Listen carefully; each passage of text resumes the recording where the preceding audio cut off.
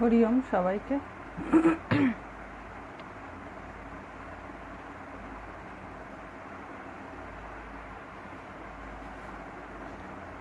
হরি ওম।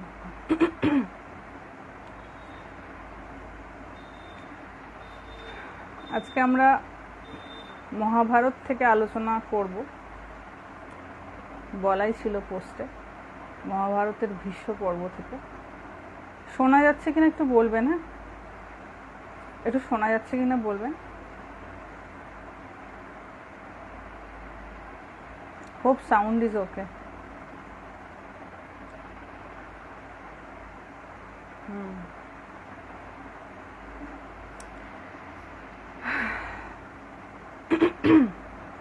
শোনা যাচ্ছে, thank you. মানুষকে বলতে গেলে কেউ যখন কোনো কিছু ব্যাখ্যা করতে যায় তখন তাকে অনুভূতির পর্যায় থেকে অনেক নিম্ন স্তরে এসে বলতে হয়। মানে যখন কোনো মানুষ কোনো কিছু অনুভব করে, বিশেষ করে যদি সেটা স্পিরিচুয়াল কোনো ফ্যাক্টর হয়ে থাকে, তখন তার মনের সমস্ত কনসেন্ট্রেশন কেবলমাত্র এক ভগবতমুখী থাকে। কিন্তু যখন সেটা এক্সপ্লেন করতে হয়, অনেক দিকে মাথা খাটাতে হয়। মানে মাথার মধ্যে অনেক কিছু শব্দ বাক্য সাজানো অবস্থায় সেটা বলতে হয়। তো আমরা আজকে ভীষ্ম পর্বর যে জায়গাটা থেকে আলোচনা করব সেটা হচ্ছে তৃতীয় দিনে, যখন যুদ্ধ কন্টিনিউ চলছে এবং পিতামহ ভীষ্ম অত্যন্ত দুর্ধর্ষতার সঙ্গে যুদ্ধ করছেন এবং এমনভাবে যুদ্ধ করছেন যে তিনি যেন সেদিনই সমস্ত পাণ্ডবদের নাশ করে ফেলবেন, এমন পরাক্রম দেখাচ্ছেন। তৃতীয় দিনের কথা এটা। এবং যেদিন ভগবান শ্রীকৃষ্ণ ক্রুদ্ধ হয়ে ওই রথ থেকে নেমে গিয়ে, রথের চাকা না, রথ থেকে নেমে গিয়ে সুদর্শন চক্র দিয়ে তাকে মারার চেষ্টা করেছিলেন। এখানে সুদর্শন চক্রর বর্ণনা রয়েছে। তো আমরা ওই জায়গাটা আজকে একটু আলোচনা করব। কারণ সমস্ত পর্বগুলো খুব বড়। ভীষ্ম পর্ব মানে এটা বলে দিই, ভীষ্ম পর্ব নামটা এই জন্য দেওয়া হয়েছে যে পর্বতে ভীষ্ম যে বধ হবে সেই ডেসক্রিপশনটা দেওয়া রয়েছে। তো এই সমস্ত পর্বগুলোর একটা মানে রয়েছে, যে নামকরণগুলো করা হয়েছে। ভীষ্ম পর্ব যখন ভীষ্মর বধ হয়েছে ভীষ্ম পর্ব, যখন দ্রোণের বধ হয়েছে সেটা দ্রোণ পর্ব, যখন কর্ণর বধ হয়েছে সেটা কর্ণ পর্ব, তারপরে শল্য পর্ব যখন শল্য বধ হয়েছে, আর যখন ধরুন সৌপ্তিক পর্ব রয়েছে। সৌপ্তিক কথাটির মানে হচ্ছে ওই নিদ্রিত অবস্থায় হত্যা করা। যখন ওই মানে পাণ্ডবদের সেনা শিবিরেতে রাত্রেবেলা গিয়ে অশ্বত্থামা অ্যাটাক করে, সেই ঘটনাগুলোর বর্ণনা রয়েছে সৌপ্তিক পর্বে।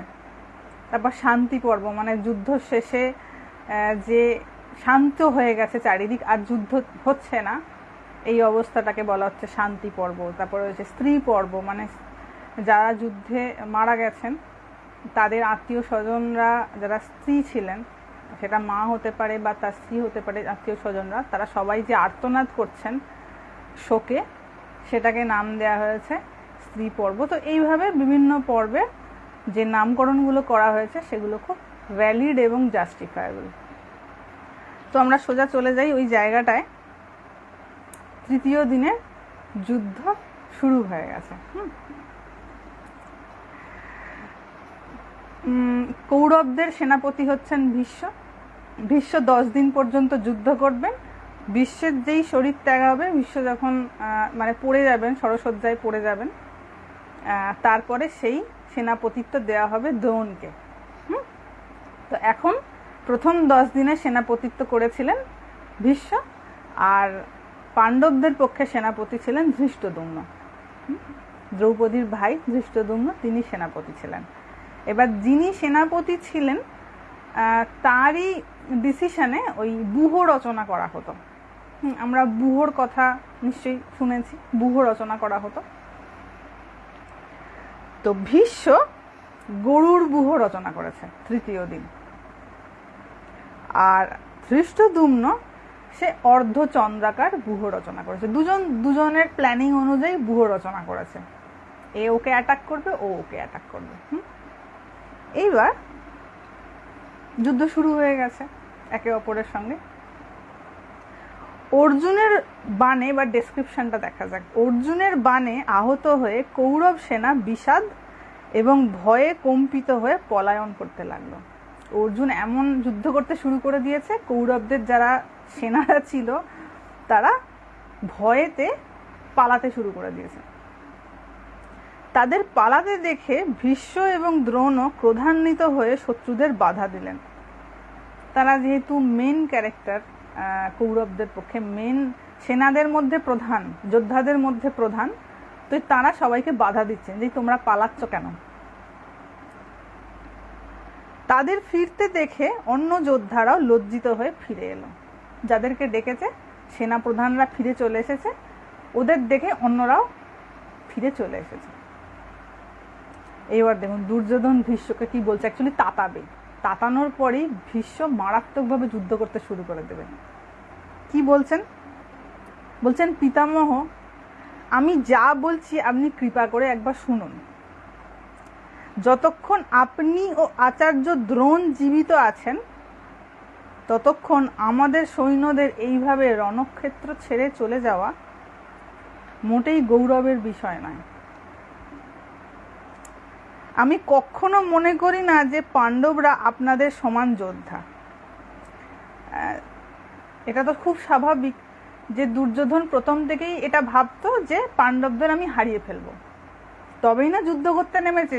আমি যদি মনে করি যে আমার সামনে যে সমস্ত যোদ্ধারা রয়েছে তারা আমার থেকে বেশি শক্তিমান, আমি যুদ্ধ করতে যাবই না, আমি সেখানে শরণাগতি গ্রহণ করব তাদের।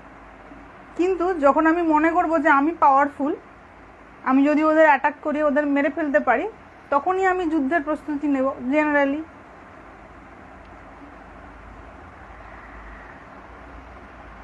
এরপর বলছেন, আপনি অবশ্যই ওদের উপর কৃপা দৃষ্টি রাখেন। তাই আমাদের সৈন্য মারা যাচ্ছে আর আপনারা ক্ষমা করে যাচ্ছেন।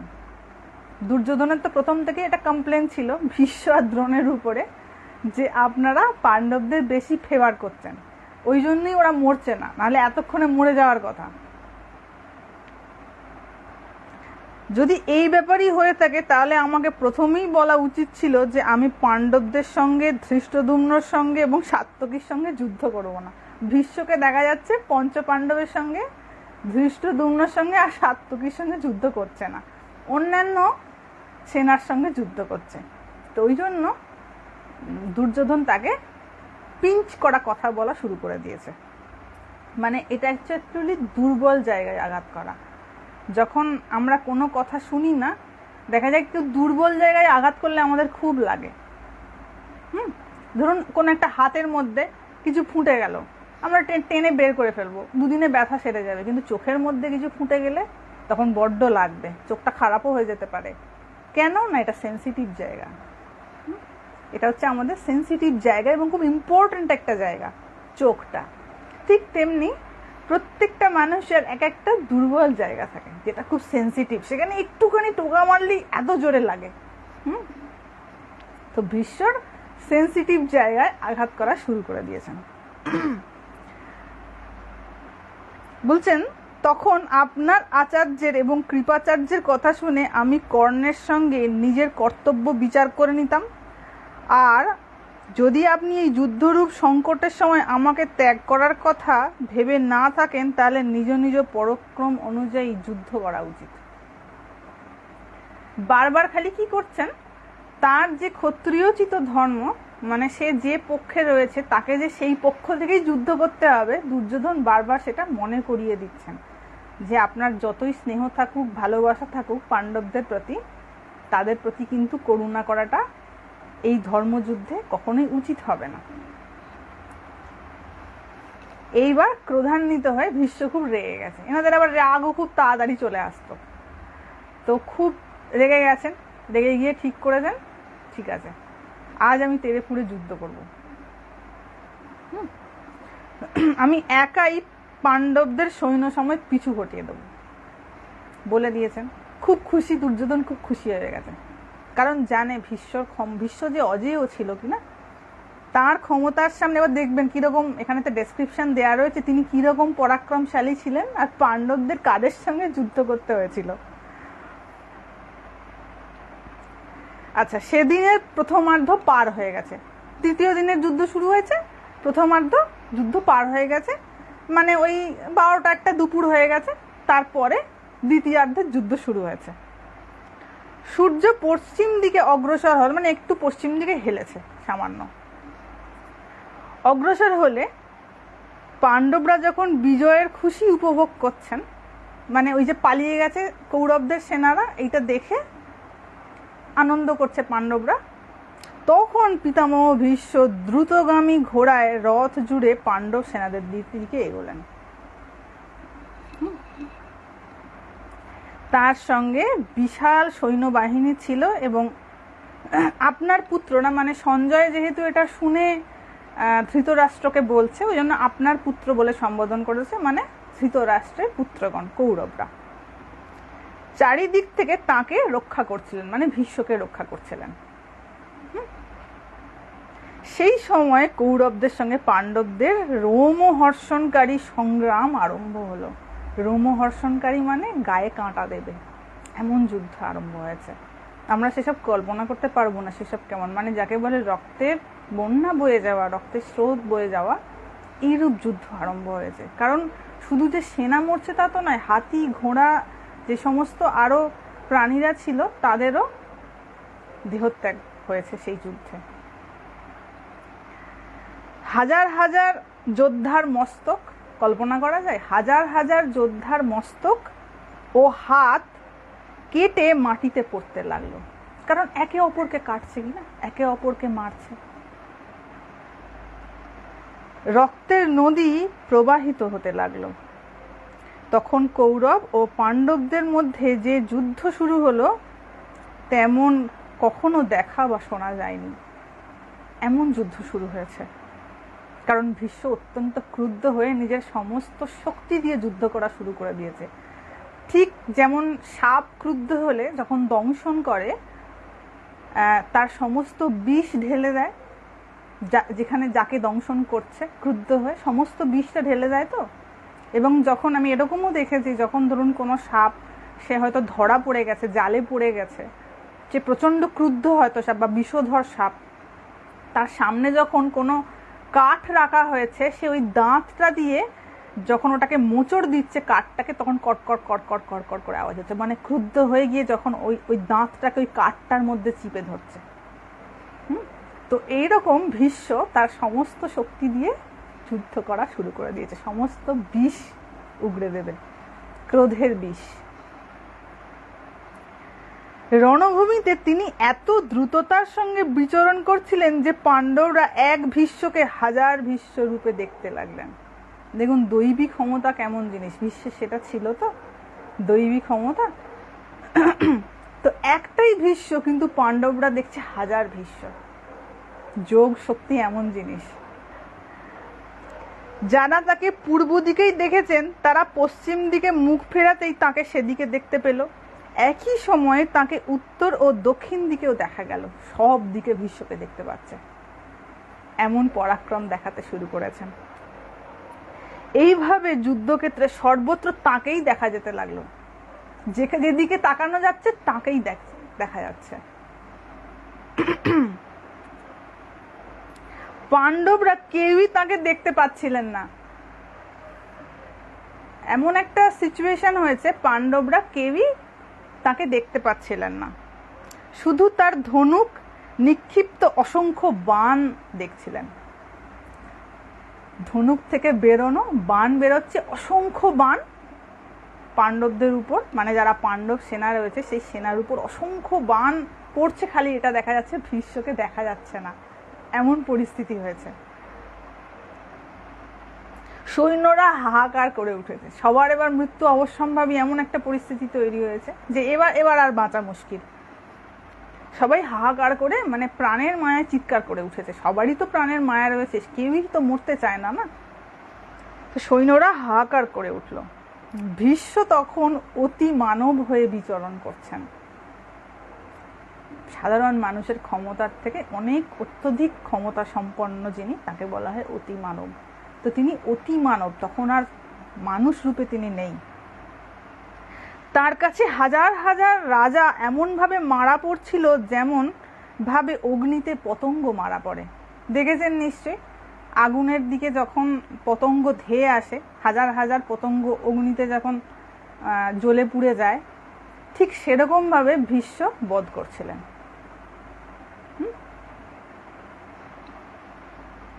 তার একটি বাণও বৃথা যাচ্ছিল না, তার একটি বাণও বৃথা যায়নি। অতুল পরাক্রমী ভীষ্মের অস্ত্রের আঘাতে যুধিষ্ঠিরের সেনা হাজার ভাবে বিভক্ত হয়ে গেল। এমন ভাবে বাণ বর্ষণ করেছে, সব এদিক ওদিক ছিটকে গেছে, একসাথে নেই, যে যেদিকে পেরেছে পালিয়ে যাচ্ছে। তার বাণে আহত হয়ে সৈন্যগণ কম্পিত হয়ে চতুর্দিকে পালাতে লাগলো, কাঁপতে কাঁপতে এদিক ওদিক যেখানে পাচ্ছে পালিয়ে যাচ্ছে। এই যুদ্ধে পিতার হাতে পুত্র এবং পুত্রের হাতে পিতা ও মিত্রের হাতে মিত্রের নিধন হতে লাগলো। স্বাভাবিক, কে কার পিতা কে কার পুত্র তখন আর বোধ আছে? তখন যুদ্ধ যখন সামনে হচ্ছে, শত্রু যখন সামনে, তখন শত্রুকে বধ করাই যুদ্ধক্ষেত্রে নিয়ম। তখন কে রিলেশনে আছে না আছে সেসব এখানে দেখানো হচ্ছে না। পাণ্ডব সেনাদের এইভাবে ছত্রভঙ্গ হয়ে পালাতে দেখে ভগবান শ্রীকৃষ্ণ রথ থামিয়ে অর্জুনকে বললেন, পার্থ, যার জন্য তোমার অভিলাষ ছিল সেই সময় এখন উপস্থিত। এবার তীব্র আঘাত করো, না হলে মোহগ্রস্ত হয়ে প্রাণ সংশয় ঘটাবে। এর আগে তুমি যে রাজাদের কাছে বলেছিলে দুর্যোধনের সেনার মধ্যে ভীষ্ম, দ্রোণ প্রমুখ যে কোনো বীরই আমার সঙ্গে যুদ্ধ করতে আসুক, আমি তাদের সকলকে বধ করব। এবার তুমি সেই প্রতিজ্ঞা পূরণ করো। ভগবান শ্রীকৃষ্ণ মনে করিয়ে দিচ্ছেন, মনে আছে তো কি কি প্রতিজ্ঞা করেছিলে? তো সেইটা এখন তোমার পূরণ করার সময় হয়ে এসেছে। অর্জুন, দেখো তোমার সৈন্যরা কিভাবে ছিন্ন বিচ্ছিন্ন হয়ে গেছে এবং রাজারা কালের ন্যায় ভীষ্মকে দেখে পালাচ্ছেন, যেমন জঙ্গলে সিংহের ভয়ে ছোট প্রাণীরা পালিয়ে যায়। কল্পনা করা যাচ্ছে, যখন সিংহ আসে তখন ছোট ছোট প্রাণীরা যেমন পালাতে শুরু করে, ভীষ্মকে দেখে সমস্ত সেনারা পাণ্ডব পক্ষের এমন করে পালিয়ে যাচ্ছে মৃত্যু ভয়ে। শ্রীকৃষ্ণের কথা শুনে অর্জুন বললেন, হে কৃষ্ণ, আপনি ঘোড়াদের চালিয়ে এই সৈন্য সমূহের মধ্যে দিয়ে ভীষ্মের কাছে রথ নিয়ে চলুন। আমার রথটা নিয়ে চলুন তো। আমি এখনই ওনাকে যুদ্ধে বধ করব। ভগবানও থেকে তাতাচ্ছে, ওদিকে যেমন দুর্যোধন তাতাচ্ছে ভীষ্মকে, ভগবানও অর্জুনকে তাতাচ্ছে। মাধব তখন যেদিকে ভীষ্ম ছিলেন সেদিকে রথ ছোটাতে লাগলেন, রথ নিয়ে যাচ্ছেন যেহেতু উনি সারথি। অর্জুনকে ভীষ্মের সঙ্গে যুদ্ধ করতে যেতে দেখে যুধিষ্ঠিরের পালিয়ে যাওয়া সৈন্যরা আবার ফিরে এলো, একটু মনে বল ফিরে পেল যে আমাদের পক্ষেও কেউ যুদ্ধ করছে। অর্জুনকে আসতে দেখে ভীষ্ম সিংহনাদ করে বাণ বর্ষণ শুরু করে দিলেন, সিংহের মতন গর্জন করে বাণের বর্ষা শুরু করে দিলেন। এনাদের আমার এমন দিব্যাস্ত্র ছিল, একটা বাণ ছাড়তো সেগুলো আবার কত শত সহস্র হয়ে যেত। এগুলো সব দিব্যাস্ত্র, এবং এইরকম দিব্যাস্ত্র অনেকের কাছেই ওখানে ছিল, অর্জুনের কাছেও ছিল এইরকম দিব্যাস্ত্র। দিব্য অস্ত্র মানে হচ্ছে যেটাকে সাধনা করে প্রাপ্ত করতে হয়, যে অস্ত্রকে কোনো না কোনো দেবতার আরাধনা করে তাকে সন্তুষ্ট করে তার থেকে বিভিন্ন অস্ত্র সামগ্রী মানে কোষাগার যেটাকে বলা হয়, অস্ত্রের কোষাগার ভরতে হয়। তো এক একজনের এক এক রকম দিব্যাস্ত্র ছিল, তারা বিভিন্ন তপস্যা করে এইসব অস্ত্র পেয়েছিলেন। তো বাণ বর্ষণ শুরু করে দিলেন। অর্জুনের রথ, ঘোড়া, সারথি সেই বাণে ঢাকা পড়ে গেল। এমন বাণের বর্ষণ শুরু করেছেন অর্জুন, তার রথ এবং সারথি ভগবান শ্রীকৃষ্ণ ওই বাণেতে ঢাকা পড়ে গেছে। কিন্তু ভগবান শ্রীকৃষ্ণ ছিলেন ধৈর্যের প্রতিমূর্তি। তিনি এতে এতটুকু বিচলিত হলেন না, রথ এগিয়ে নিয়ে চললেন। হ্যাঁ, অস্ত্রাগার, সরি কোষাগার না, অস্ত্রাগার। অর্জুন তার দিব্য ধনুকে 3টি বাণের সাহায্যে ভীষ্মের ধনুক কেটে ফেললেন। তার যে গান্ডীব দিব্য ধনুক ছিল। এবং আপনাদের বলে রাখি, যখন অর্জুনের যখন দেহত্যাগের সময় এসেছে, আগে তো ভগবান শ্রীকৃষ্ণ শরীর ছাড়বেন, তারপরে যখন অর্জুন পঞ্চপাণ্ডব সহ দ্রৌপদীকে নিয়ে যখন মহাপ্রস্থানের রাস্তায় যাবে, তখন কিন্তু তাদের এই যে অস্ত্রগুলো, অর্জুনের যেমন গান্ডীব বা ভীমের যেমন গদা, এগুলো সব আপনা হতেই বিলীন হয়ে যাবে, মানে এগুলো আর তাদের কাছে থাকবে না। তো যখন অর্জুন প্রশ্ন করবে সম্ভবত ব্যাসদেবের কাছে, যে এটা কি হলো, আমার গান্ডীব চলে গেল কেন, গান্ডীব উধাও হয়ে গেছে, তখন ব্যাসদেব বলবেন, বাবা এটা তো দিব্য অস্ত্র, এর যতটুকুন কার্য ছিল সেটা করা হয়ে গেছে, সুতরাং এবার তোমাদের দেহত্যাগের সময় এসেছে, মহাপ্রস্থানের সময় এসছে, এটা আর থাকবে না, এটা যেখান থেকে এসেছিল সেখানেই চলে যাবে। তো অর্জুন তার দিব্য ধনুকে 3টে বাণের সাহায্যে ভীষ্মের ধনুক কেটে ফেলেছে। ভীষ্ম তৎক্ষণাৎ অন্য একটি ধনুক তুলে আবার বাণ বর্ষণ শুরু করলেন, একের পর এক।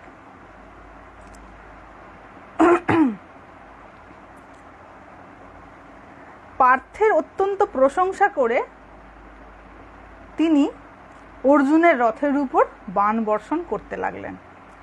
ভগবান শ্রীকৃষ্ণ রথ সঞ্চালনে অত্যন্ত কৌশল দেখাতে লাগলেন। ভগবান তো রথ চালাচ্ছেন, খুব কৌশলী হয়ে চালাচ্ছেন। তো ভগবানের এটাও একটা ট্যালেন্ট ছিল। তিনি রথ এমনভাবে মণ্ডলাকারে চালাতে লাগলেন যাতে ভীষ্মের সমস্ত বাণই বিফল হয়ে যায়, অর্জুনকে আঘাত পেতে দেবেন না। সেই জন্য রথ এমন করে চালাচ্ছেন যাতে অর্জুনের গায়ে আঘাত না লাগে।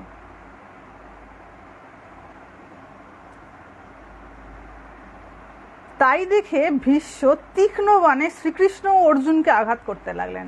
এমনই পরিস্থিতি, একটা জিনিস খুব ভালো করে ভেবে দেখুন, ভীষ্মর অত্যন্ত প্রিয় ছিল অর্জুন এবং পাণ্ডবরা, কিন্তু পরিস্থিতি এমন যে ভীষ্মকেই তাদের উপর বাণ চালাতে হচ্ছে, এবং ভগবান কৃষ্ণের উপরও বাণ চালাচ্ছে, তিনি তো সারথি, কিন্তু তার উপরেও বাণ চালাচ্ছে,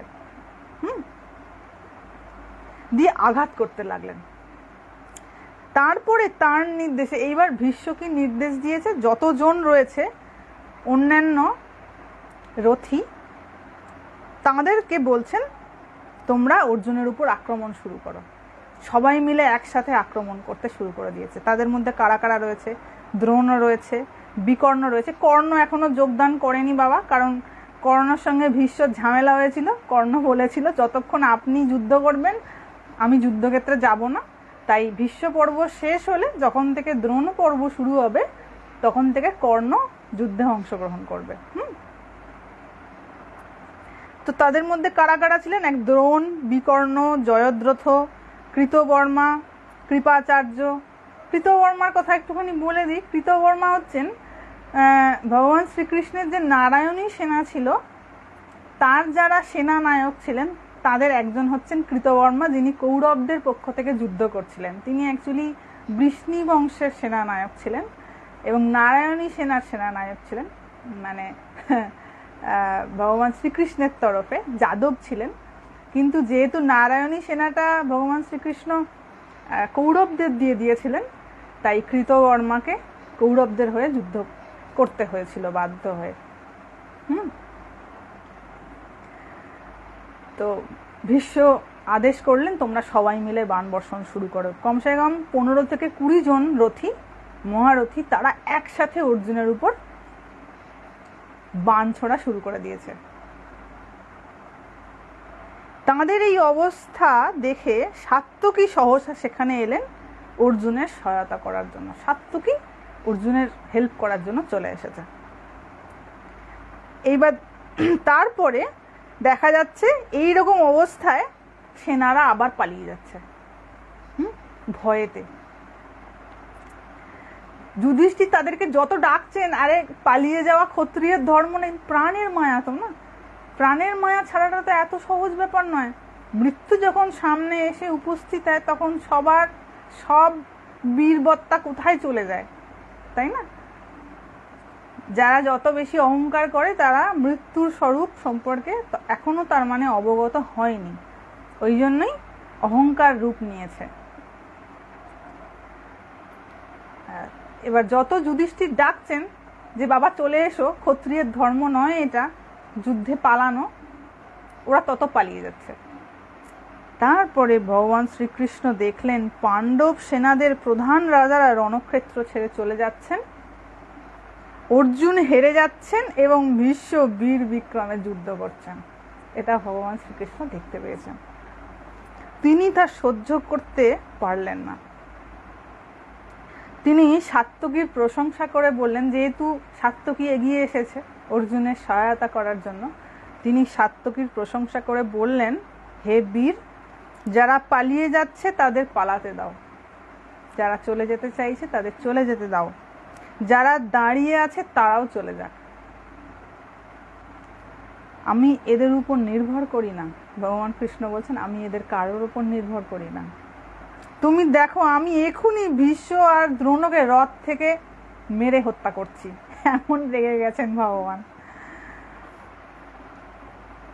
এখনই আমি ওদের মাটিতে ফেলে মেরে ফেলছি। কৌরব সেনার একটি রথও আমার হাত থেকে রক্ষা পাবে না। আমি আমার সুদর্শন চক্র দিয়ে ভীষ্ম ও দ্রোণের প্রাণ এখনই হরণ করব।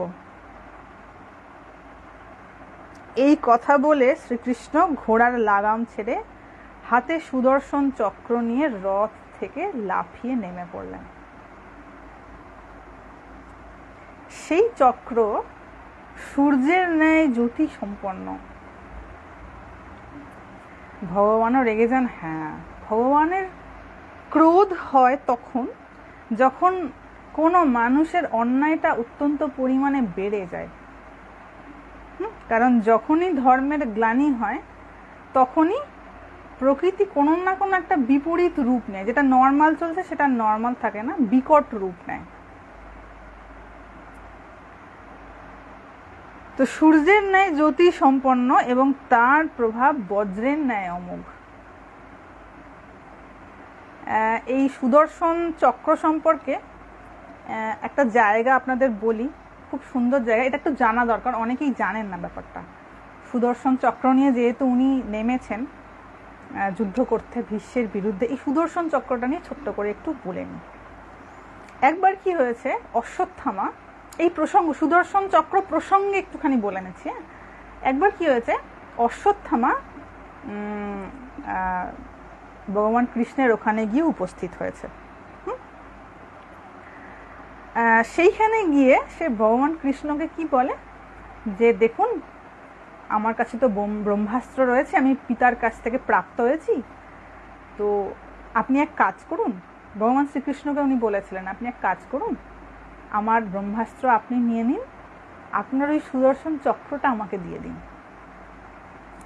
কারণ ওই চক্রর ক্ষমতার সামনে সব তুচ্ছ।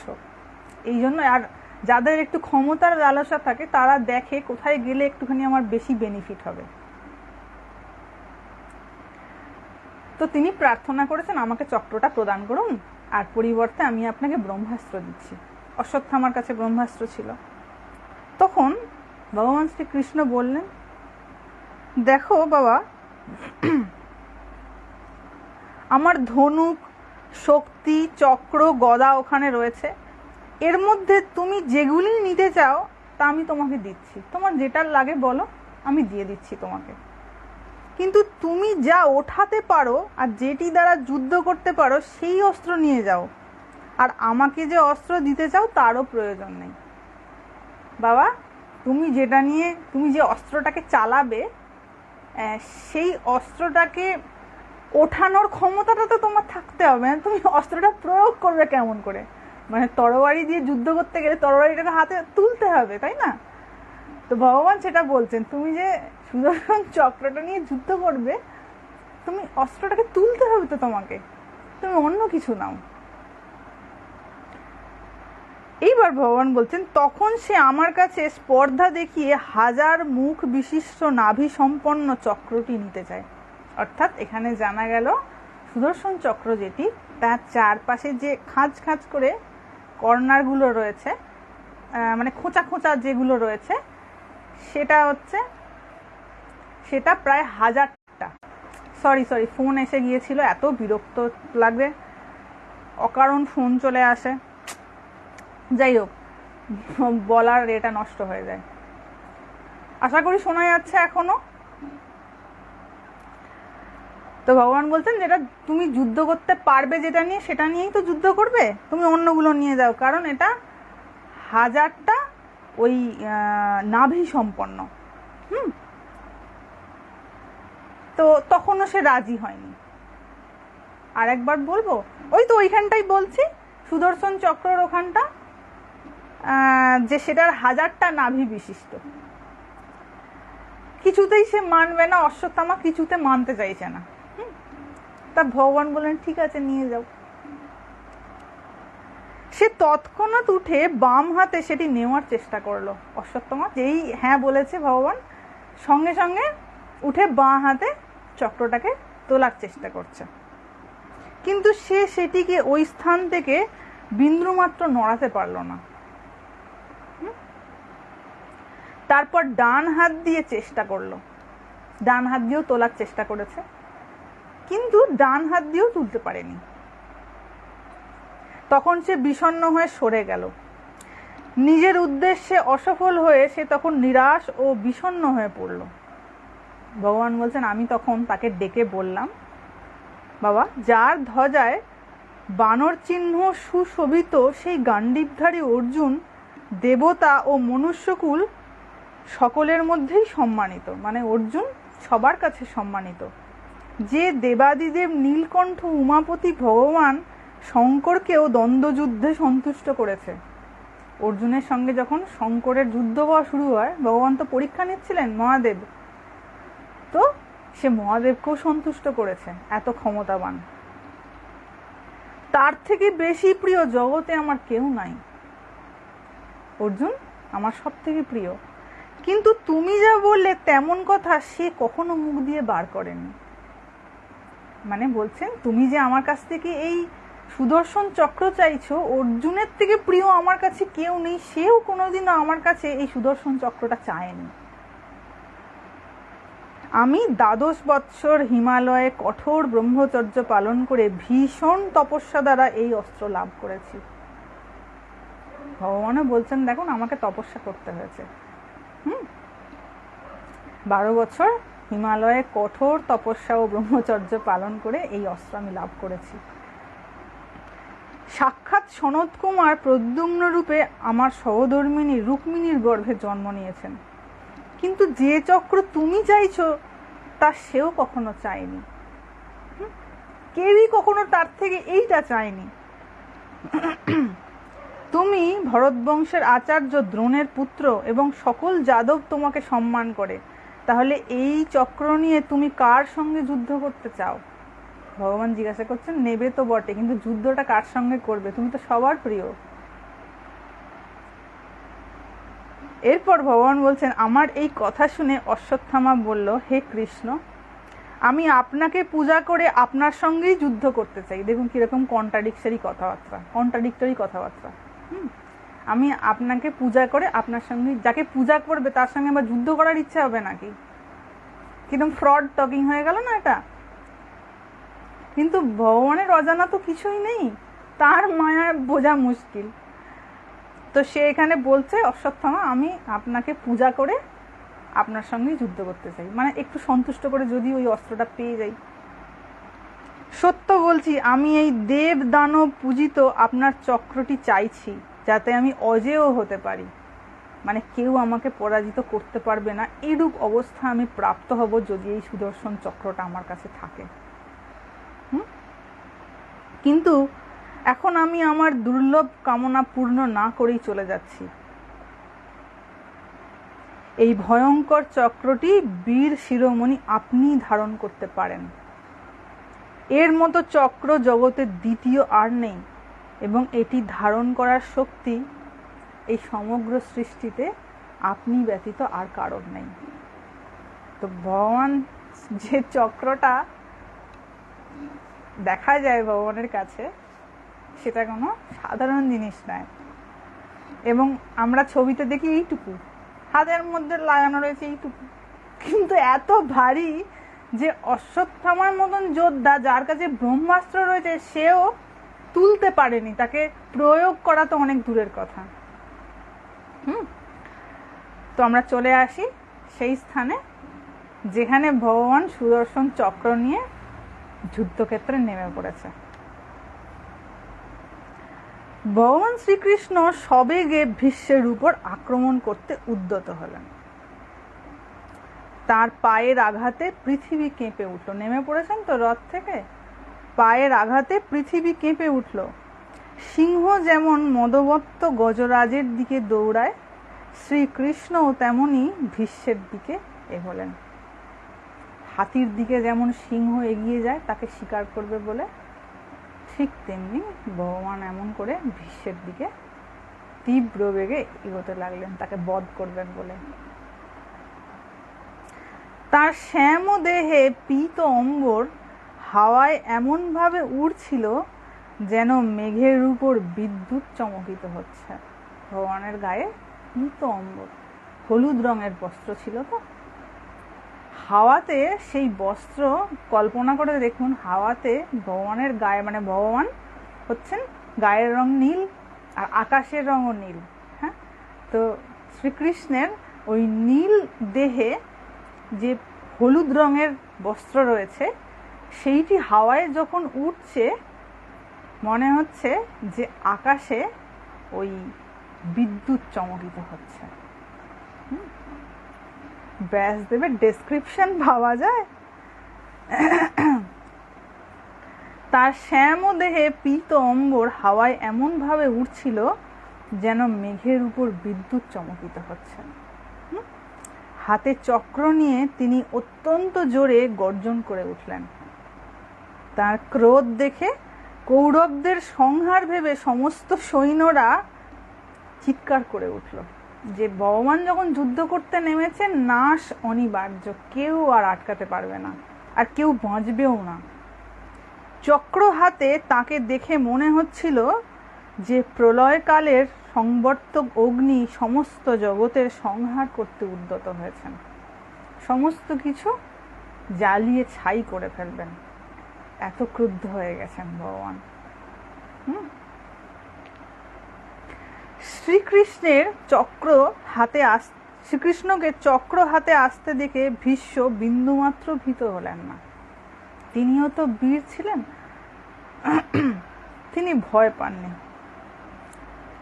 তিনি দুহাতে তার মহান ধনুকে টঙ্কার দিতে দিতে বললেন, আসুন, আমি আপনাকে প্রণাম জানাই। আপনি বলপূর্বক আমাকে মেরে এই রথ থেকে মাটিতে ফেলুন। ভীষ্ম ভালো করেই জানতেন যে আমাকে বধ করার ক্ষমতা শ্রীকৃষ্ণের আছে। আপনি জগতের স্বামী, সকলের শরণাগত। আমি আপনার শরণাগত। আজ যদি আমি আপনার হাতে নিহত হই, তাহলে ইহলোক ও পরলোকে আমার কল্যাণ হবে। হে ভগবান, আপনি নিজে আমাকে বধ করতে এসে ত্রিলোকে আমার গৌরব বৃদ্ধি করেছেন। আপনি তো কথা দিয়েছিলেন যে আমি অস্ত্র ধরব না, কিন্তু আমার কারণে আপনি সুদর্শন চক্র হাতে নিয়ে আমাকে বধ করতে এসেছেন, তো এতে আমারই গৌরব বৃদ্ধি হয়েছে। ভগবানকে এইরূপ ভীষণ রূপ নিয়ে অগ্রসর হতে দেখে অর্জুনও রথ থেকে নেমে তার পিছন পিছন এসে তার দুটি হাত ধরলেন। ভগবানের দুটো হাতকে চেপে ধরেছে অর্জুন।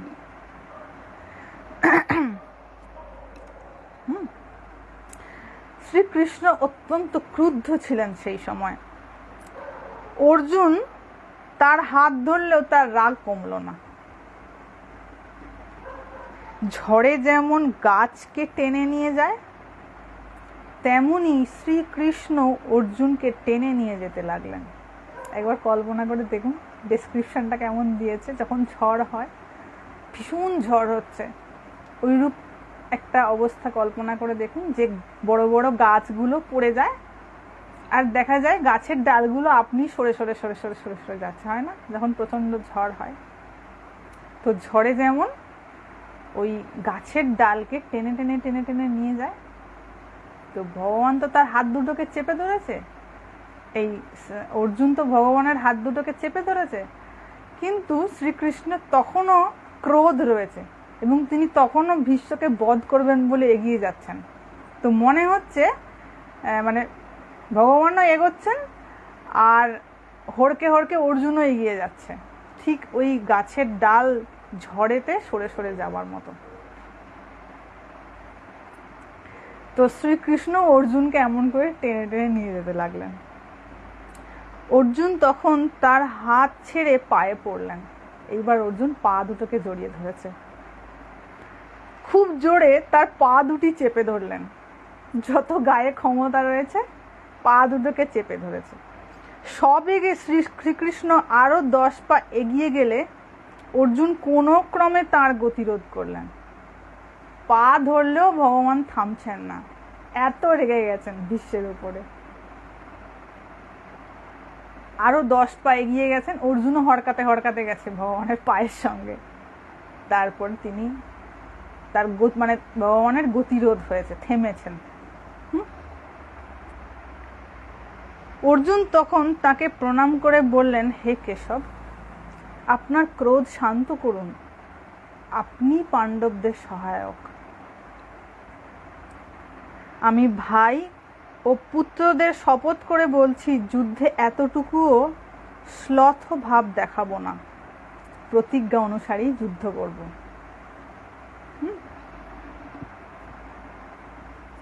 না হলে ভগবানকে তো তার প্রতিজ্ঞা ভঙ্গ করতে হবে। এই যে অর্জুন বলছে, অর্জুনের প্রতিজ্ঞা শুনে শ্রীকৃষ্ণ প্রসন্ন হলেন এবং তার প্রিয় কাজ করার জন্য পুনরায় চক্র হাতে রথের উপর উঠে বসলেন।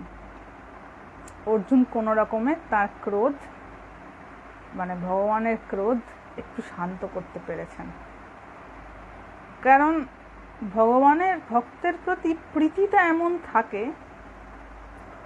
যে তার ক্রোধ শান্ত হয়ে যায়। ওই জন্য এটা আমি আগেও বলেছি, যখন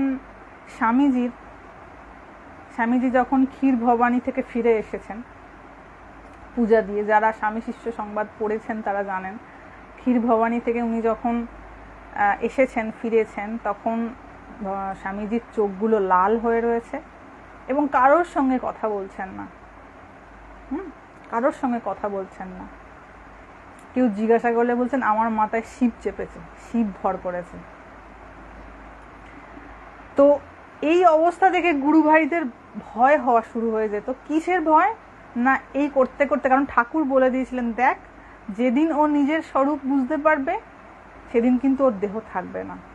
তো গুরু ভাইদের বড় এটা ভয় ছিল যে স্বামীজি যদি খুব বেশিক্ষণ এইরূপ স্তরে নিজের মনকে রাখেন তাহলে কিন্তু উনি দেহ রাখবেন না, দেহ ত্যাগ করে দেবেন। তো কিভাবে তার মনকে একটু নিচে নামানো যায়।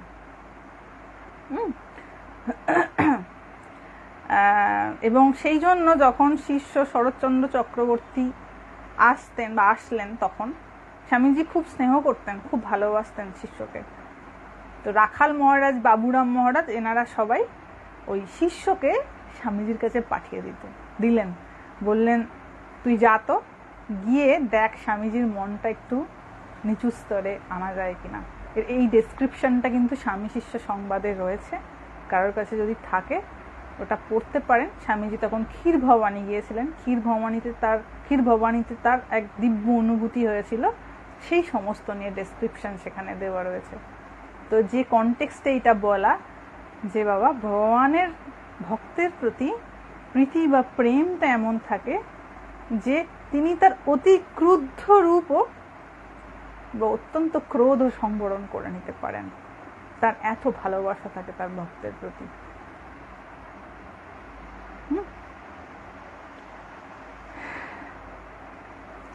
তো অর্জুনের প্রতিজ্ঞা শুনে তিনি অত্যন্ত প্রসন্ন হলেন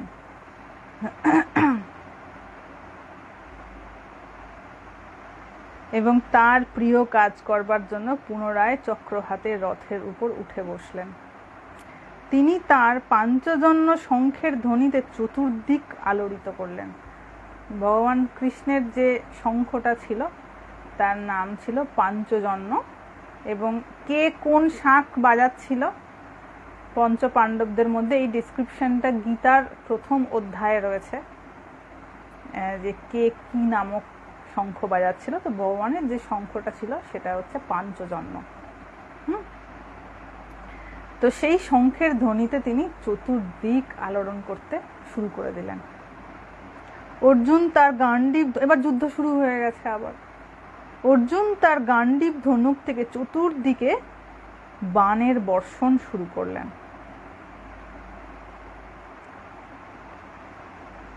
এরপর উনি কি করলেন, অর্জুন কি করলো, মানে এটা তো সেকেন্ড ফেজে যুদ্ধ হচ্ছে, মাহেন্দ্র নামক অস্ত্র নিক্ষেপ করেছে। মাহেন্দ্র অস্ত্র, একটা দিব্যাস্ত্র প্রয়োগ করেছে। এবং এইটার ফলে কি হয়েছে, কৌরব সেনার গতি রোধ হয়ে গেছে। কৌরবরা যে যেখানে ছিল সেখানে সব স্থির হয়ে গেছে, এত ক্ষমতা সম্পন্ন ছিল। এবং স্থির হয়ে গেলে কি হবে, মারতে সুবিধা হবে। এবং সেই অস্ত্র থেকে যখন বাণ পড়তে শুরু করেছে, সেই বাণের আঘাতে অসংখ্য রথ, হাতি, ঘোড়া এবং সেনাদের বধ হয়। তো সেই দিন যুদ্ধ সেইখানেই সমাপ্ত হয়, তারপর আর যুদ্ধ হয়নি। যুদ্ধ শেষ হয় তৃতীয় দিনের মাথায়। এটা জাস্ট থার্ড ডে। এরপরেতে এখনো অনেকের বধ বাকি রয়েছে। এরপরেতে অর্জুনের পুত্র ইরাবানের বধ হবে। তারপরে সাত্যকীর 10 জন ছেলে যুদ্ধে মারা যাবে। তারপরে যখন ভীষ্মবধের সময় আসবে, মজার ব্যাপার দেখুন, ভীষ্মবধের আগেতে ভীষ্মকে তো আর কোনোভাবেই বধ করা যাচ্ছে না, সে তা এমন ক্ষমতা সম্পন্ন, আর তার তো ইচ্ছা মৃত্যুর বর রয়েছে, সে যখন চাইবে কেবল তখনই মারা যাবে। তো ভগবান তখন পাণ্ডবদের বললেন, এক কাজ করো, তোমাদের তো তোমাদের পিতামহ বড় ভালোবাসে, এক কাজ করো, তার কাছেই গিয়ে জিজ্ঞাসা করো তার সঙ্গে তাকে বধ কেমন করে করবে। এটা আছে মহাভারতে। তো পাণ্ডবরা, ভগবানের এমনই মায়ার চক্র, তার মায়ার সামনে বাবা সবাই কাজ। তিনি এমন মনের মধ্যে একটা কি ইমোশন দিয়ে দেবেন, গড়গড় গড়গড় করে সব বলে ফেলবে। এরকম অনেকের ক্ষেত্রে হয় না, করতে চাইনি, মানে বলতে চাইনি, অথচ বলে ফেলেছি, ইচ্ছা ছিল না, কি একটা হয়েছিল, মুখ দিয়ে বেরিয়ে গেছে, তার মায়া। তো তারপরে পাণ্ডবরা ভীষ্মর কাছে যাবে এবং তাকে জিজ্ঞাসা করবে, তাকে প্রণাম জানিয়ে, যে আপনার বধের উপায় আপনিই বলে দিন। তখন ভীষ্ম এতটাই ক্লান্ত, যখন শরীর ত্যাগ হবে তার আগে ভীষ্ম বলবেন যে আমি বড় ক্লান্ত হয়ে গেছি। তাহলে বুঝতে পারছেন তো একটা জিনিস, এখান থেকে একটা জিনিস শেখার ভীষ্মের এই কথাটা থেকে, যে তুমি যত বড়ই যোদ্ধা হও, আর তুমি যত তোমার ক্ষমতা যতই থাকুক না কেন, একটা সময়ে গিয়ে তোমাকে ক্লান্ত হতেই হবে যদি তুমি সেই ভগবানের শরণাপন্ন না হও। এবং ভীষ্ম, ভাবা যাচ্ছে তার কত ক্ষমতা, ইচ্ছা মৃত্যুর বর যার কাছে রয়েছে, এই বরটা তো রাক্ষসরা মানে আরাধনা করে করে পাগল হয়ে গেল। এই দেবতাকে আরাধনা করছে অমর হওয়ার জন্য, ওই দেবতাকে যেগুলো দেখানো হচ্ছে, যে এটা সবাই চাইছে যে আমি অমর থাকব। বিশ্বের কাছে কিন্তু অলরেডি তখন সেই বর রয়েছে, কিন্তু তথাপি যখন তাকে যখন বাণ বিদ্ধ করবে অর্জুন, তখন তিনি বলছেন আমি বড় ক্লান্ত হয়ে গেছি। এটা কিন্তু আমাদের শেখার। আমরা যতই বৈষয়িক জিনিস প্রাপ্তির রাস্তায় যাই না কেন, একটা না একটা সময় আমরা ক্লান্ত হবই, যদি ভগবানের শরণাপন্ন না নিয়ে থাকি। এবং তখন মনে হবে আমার বোধহয় কিছুই করা হলো না, সবটা বৃথা গেল। আর বৃথা গেল মনে হওয়ার সাথে সাথে কি নিজেকে ব্যর্থ মনে হবে, নিজের জীবনটা ব্যর্থ মনে হবে, নিজের সমস্ত শ্রমটাকে ব্যর্থ মনে হবে। এবং এই যে অসফল হওয়ার যে বেদনা, তখন কুড়ে কুড়ে কুড়ে কুড়ে খেতে থাকবে। তাই বাবা এই যে ডেসক্রিপশন, এটা বলার পিছনে মানে ভগবানের এই যে ব্যাখ্যাটা করা হলো এখানে, তিনি কিন্তু তার যেমন ঠাকুর কিন্তু কথামৃততে বলছেন তার নিয়ম তিনি ইচ্ছা করলে কাটতে পারেন, এটি আছে, তার নিয়ম তিনি ইচ্ছা করলে কাটতে পারেন। তো ভগবানই দেখুন প্রতিজ্ঞা করেছিলেন আমি অস্ত্র ধরব না, কিন্তু তিনি তো 3 গুণের পার। তিনি যখন প্রয়োজন বোধ করলেন তখন সেই সমস্ত কিছুকে পিছনে ফেলে যুদ্ধ করার জন্য প্রস্তুত হয়ে গেলেন। এবং কার জন্য? ভক্তের জন্য। তাই কেউ যদি ভগবানের শরণাপন্ন হয়, আমার কে কি অভিশাপ দিয়েছে, হ্যান দিয়েছে, ত্যান দিয়েছে, সেই সমস্ত কিছু কেটে যেতে পারে। এবং মা বলছেন না বাবা, যে তুমি যদি তার শরণাপন্ন হও তাহলে বিধির বিধি খণ্ডন হয়ে যায়, যদি তুমি তার শরণাপন্ন হও। তো শ্রী ভগবানের এমনই মাহাত্ম্য। তাই শোনার সাথে সাথে এটা একটু প্র্যাকটিক্যাল করার অভ্যাস থাকলে তবে তো এটা বোঝা যায়, আদারওয়াইজ এটা বুঝতে পারা যাবে না। কেবল শোনা হবে আর ভুলে যাওয়া হবে, রোজ শোনা হবে, কি ভালো লাগবে, আবার ভুলে যাওয়া হবে। ঠিক খাবারের মতন, ঠিক খাদ্য বস্তু গ্রহণের মতন। যেমন সুস্বাদু খাদ্য গ্রহণ করলে বড় তৃপ্তি লাগে, বড় ভালো লাগে, তারপর আবার ভুলে যাওয়া হয়, আবার মনে হয় একটু হলে ভালো হতো, আবার সেটার অতৃপ্তি কাজ করে, যেই অতৃপ্তি কাজ করে আবার সেটাকে আমি গ্রহণ করি, সেটার সময় আবার ভালো লাগে, আবার 2 দিন পর সেটাকে ভুলে যাই। তো এই ভুলে যাওয়া মনে রাখা, ভুলে যাওয়া মনে রাখা মানে তৃপ্তি অতৃপ্তির খেলাটা চক্রাবর্ত হারে আমাদের জীবনে চলতেই থাকে, সম্পূর্ণ তৃপ্তি আর আসে না। তো আজকে আমরা এই পর্যন্তই আলোচনা করলাম।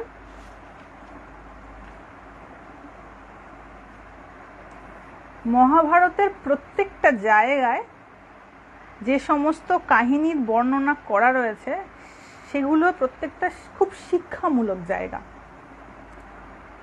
হ্যাঁ বাবা, যে ভগবানটা কি বা এই তত্ত্বটা কি, এটাকে গ্রহণ করার প্রয়োজনীয়তা কি, তো এইগুলো ধীরে ধীরে আমরা যত এটাকে প্র্যাকটিস করতে শুরু করব না, তত এইটার মাহাত্ম্যটা ধীরে ধীরে ধীরে ধীরে আমি বুঝতে পারবো। একজন আজকেই আমাকে মেসেজ করেছেন, তিনি অত্যন্ত কঠিন অবস্থার মধ্যে দিয়ে যাচ্ছেন, খুব কঠিন একটা অবস্থার মধ্যে দিয়ে যাচ্ছেন, সমস্ত দিক থেকে, পারিবারিক, ফাইন্যান্সিয়াল সব দিক থেকে খুব কঠিন অবস্থার মধ্যে দিয়ে যাচ্ছেন। তিনি আমাকে মেসেজ করেছেন যে মা আমি কি করব, আমি এখন কি করব, কি করণীয়। আমি যখন তাকে যা শেষ হয়ে গেল, এবার যখন কলকাতায় যাওয়া হবে তখন শোনানো হবে। তো কি বলতে যাচ্ছিলাম ভুলে গেলাম। হ্যাঁ, যে মা এবার আমি কি করব। তো আমি যখন তাকে বললাম যে বাবা তুমি ভগবানের শরণাপন্ন হও, কিন্তু বিপদের দিনে তো বাবা ভগবানের শরণাপন্ন হওয়া যায় না, খুব কঠিন বিপদ। মানে আমার যদি পূর্ব অভ্যাস না করা থাকে না, হঠাৎ করে বিপদ এলো আর আমি সেই বিপদে নিজের মনটাকে শান্ত রেখে ভগবানে মন সমর্পণ করব, এইটা কিন্তু সম্ভব হবে না। প্র্যাকটিস করে দেখবেন কেউ কখনো, যে হয়তো কখনো ঈশ্বর চিন্তা করেনি, বিপদ এসে হঠাৎ করেই বিপদ চলে আসবে না, ঘরে সাপ ঢোকার মতন করে বিপদ চলে আসবে। একটুখানি ছোট জায়গা পেয়েছে, সেখান থেকে যেমন সাপ ঢুকে যায় ঘরের ভেতরে, ঠিক তেমনি এমন পরিস্থিতি তৈরি হয়েছে যে বিপদ সামনে এসে উপস্থিত হয়েছে। তো তখন কি করব, কি করে মনটাকে শান্ত রাখবো? তো তার জন্য পূর্ব একটু অভ্যাসের দরকার হয়, এবং সেটা কখন করতে হয়? সুসময়ে, যখন আমার সময়টা অনুকূল যায় তখন করতে হয়, এবং তখন করলে তবেই সেটা আমার বিপদে কাজে লাগে। আদারওয়াইজ কাজে লাগে না। তাই যেগুলো শোনা হচ্ছে বা শ্রবণ করা হচ্ছে সেই অনুযায়ী একটু প্র্যাকটিসটাই কিন্তু আসল। কারণ লাইভ বাবা সারা জীবনের জন্য চলবে না, যতদিন সৃষ্টি থাকবে ততদিন তো লাইভ চলবে না, কতদিন চলবে সে আমার নিজেরও জানা নেই। কিন্তু যে জিনিসগুলো জানা হচ্ছে বা বোঝা হচ্ছে সেটা যাতে ইমিডিয়েটলি প্র্যাকটিস করা হয় কিছু, আদারওয়াইজ কিন্তু শোনাটা ব্যর্থ, শোনাটার কোনো ফল হয় না। ইমিডিয়েট কিছু ভালো লাগতে পারে কিন্তু এটার কোনো বিশেষ ফল হয় না। আমি আর 5 মিনিট থাকবো, তারপরে রাখবো। পরের দিন জন্মাষ্টমী 6 তারিখে, সেই দিন গীতার উপরেতে লাইভটা হবে। এবং 6 তারিখে সম্ভবত জন্মাষ্টমী, বোধহয় রাত্রিটা বোধহয় 6 তারিখেই পড়ছে, 6-7 মিশিয়ে হচ্ছে এবারে জন্মাষ্টমী। তো যেহেতু 6 তারিখ মানে মধ্যরাত্রিটা যেহেতু 6 তারিখে পড়ছে, তাই আমরা লাইভটা 6 তারিখেই করব। এই দুটো ডেটে পড়ে গেলে কনফিউজ হয়ে যায়। হ্যাঁ, যেহেতু সারাদিনটা যেখানেতে অনুষ্ঠান পালন করা হবে না, সেখানেতে 7 তারিখে হচ্ছে।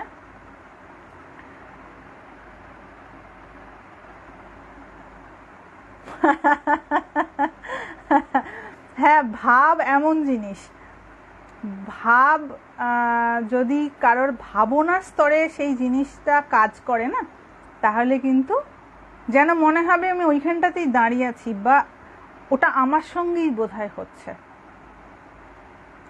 যদি কারোর এইখানে টাচ করে জিনিসটা, মানে সেই যে চিত্রটা দেখানো হয়েছে সেই চিত্রটায় কেউ যদি ঢুকে যেতে পারে, তার ভাবনা স্তরে যদি সেটা মানে জায়গা দখল করে ফেলতে পারে, সে কিন্তু ওইখানে চলে যাবে। মানে কেউ যদি মন দিয়ে শোনে, সে কিন্তু তার বাড়িতে থাকবে না, সে সোজা কুরুক্ষেত্রের যুদ্ধক্ষেত্রে গিয়ে উপস্থিত হয়ে যাবে। ভাব এমন জিনিস, ঠাকুর এই জন্য বলতেন বাবা কোনো না কোনো ভাব নিয়ে ভগবানের সঙ্গে একটা সম্পর্ক তৈরি করতে হয়, কোনো না কোনো ভাব নিয়ে। আর ভাবের মাধ্যমেই তার সঙ্গে সম্পর্ক তৈরি হয়। এমনি এমনি আমি বললাম হয়ে গেল, এরম করে তো হয় না, তাকে অন্তরে স্থান দিতে হয়। ওই যে আমরা অনেক লাইভে এগুলো নিয়ে বলেছি যে আমরা সব জায়গায় ভগবানকে স্থান দিই, জীবনে স্থান দিই না। এবং যখন অনেক দিন কেটে যায়, অনেক দিন হয়তো কেটে গেছে, জীবনের কোনো একটা পর্যায়ে গিয়ে আমি বুঝতে পারলাম যে না, আমার অনেকটা সময় ভুল করে কাটানো হয়ে গেছে, তখন যখন আমি চেষ্টা করতে থাকি যে না এবার আমি একটুখানি মূল স্রোতে ফিরবো, আমার পূর্বকৃত কর্ম আমাকে কেবল হাত পা ধরে টানতে থাকে। তার মধ্যে অন্যতম হচ্ছে আমার শরীর। শরীরের বিভিন্ন ব্যাধি আমার মনটাকে বারবার চঞ্চল করে দেয়, এবং কিছুতেই আমি সেই তত্ত্বকে ধারণা করতে পারি না। ধারণা না করতে পারার জন্য আমার মনে শান্তিও থাকে না। আর ভগবান তো বাবা, ভগবানের তত্ত্ব তো নিরাকার, তাই না? তো এই জিনিসকে ধারণা করার জন্য মনকে কোন অবস্থায় নিয়ে যেতে হবে, তবে এইটার প্রতি ভালো লাগা হবে। হ্যাঁ, এটাও এক প্রকার যেন বিশ্বরূপ দর্শন করার মতন, এটা ঠিক কথা। কারণ ভগবানের বিকট রূপ মানেই বিশ্বরূপ দর্শন। বিশ্বরূপ আর কি, ভগবানের বিকট রূপ। আমরা বড় সৌম্য মূর্তি পূজা করি, তিনি হাতটাকে এমন করে রয়েছেন, আশীর্বাদ করছেন, যা চাইছি দেবেন বোধহয়, এই প্রার্থনা নিয়ে করা হয়, প্রার্থনা নিয়ে পূজা করা হয়। কিন্তু বিকট রূপটা তাঁরই রূপ। অবিচলিত কিভাবে থাকা যায়, এটা থ্রু প্র্যাকটিস হওয়া সম্ভব। এটা একটা দীর্ঘদিনের প্র্যাকটিসের মাধ্যমে। দেখছেন না, ভগবান সুদর্শন চক্রটা তার হাতে এসেছে, সেটাও এমনি এমনি আসেনি, সেটাও তাকে 12 বৎসর কঠোর তপস্যা করতে হয়েছে, ব্রহ্মচর্য পালন করতে হয়েছে। তো ভগবানকেও তপস্যা করে অস্ত্র নিজের কাছে আনতে হয়েছে। তো আমাদেরও তো বাবা কঠোর তপস্যা কঠোর তপস্যা না হোক, কিছু তপস্যা তো থাকতে হবে, তবে নিজের মনটা নিজের আয়ত্তের মধ্যে থাকবে। নাহলে মন কেবলই, আর কি বলুন তো, মন কোথায় যাবে? নিজের দুর্বল জায়গায়। যেখানেতে নিজের মনের দুর্বলতা, নিজের মনের অভাব, কেবল মনটা ওই দিকে যাবে। আমি বুঝি চাই না বুঝি, নিজের মনকে তো অনেকে নিজেই বুঝতে পারে না যে আমি কি চাইছি, কেন চাইছি। যে চাহিদাটা আমার মনের মধ্যে তৈরি হচ্ছে, সেই চাহিদাটা কেন তৈরি হচ্ছে? কারণ ওটার আমার অভাব রয়েছে, ওই জিনিসটার আমি অভাব বোধ করছি, তাই ওটার আমার চাহিদা। ওই জন্য দেখবেন কোনো কিছুর অভাব থাকলে সে ওটাকে কিনে নিজের কাছে পার্সোনাল করতে চায়। কেন পার্সোনাল করতে চায়? কারণ সব সময় থাকবে, তাহলে আর অভাব বোধ হবে না, অভাব বোধ জনিত আর দুঃখ হবে না, তাই না? ওই জন্য যার যাকে ভালো লাগে সে তার কাছে 24 ঘন্টার জন্য একটা অ্যাক্সেস চায়। 24 ঘন্টা হোক না হোক, অন্তত 12 ঘন্টার জন্য অ্যাক্সেস চায়। অ্যাক্সেস চায় তার জীবনে, যে আমি, সে আমার কাছে ইজি হবে, আমি তার কাছে ইজি হব, এই ইজিনেসটা চায়। কেন চায়? কারণ সে পার্সোনাল একটা রিলেশন তৈরি করতে চাইছে, ব্যক্তিগত একটা সম্পর্ক, যাতে করে আমি ওই ব্যক্তির কাছে অ্যাক্সেসেবল হই, সে আমার কাছে অ্যাক্সেসেবল হয়, তবে অভাববোধটা মিটবে। এইরকম ধারণা থেকে ওই টেন্ডেন্সি কাজ করে। হ্যাঁ, তো বাবা খুব জটিল ব্যাপার, তাই বেশি জটিলতার মধ্যে না গিয়ে ভগবানের শরণাপন্ন হও। আমরা ভগবানের শরণাপন্ন হই, তাঁর কৃপায় মনের সমস্ত অভাব মিটে যেতে পারে, তিনি যদি একবার কৃপা দৃষ্টি দেন। হ্যাঁ, মন সব সময় দেখবেন আপনার উইক জায়গা, যে জায়গাটা খালি চাহিদা রয়েছে, তো ওই চাহিদাটা কেবল পূরণ করবে বলে খালি চুপচুপ করবে ওই জায়গাটায়। যে জায়গাটাতে আপনার মন যাচ্ছে, ঈশ্বর বিনা যে কেউ যে কোনো জায়গায় যদি মন যায়, মানে ঈশ্বরীয় জিনিস ছাড়া, ঈশ্বরের প্রতি ভাবনা ছাড়া যদি অন্য কোনো জিনিসে মন যায়, তাহলে বুঝতে হবে ওটা আমার উইকনেস, ওটা আমার মনের অভাব, এবং সেই জন্যই আমার মনটা বারবার ওই জায়গায় যাচ্ছে। কারণ ঈশ্বরের ভাবনা করা অত্যন্ত কঠিন।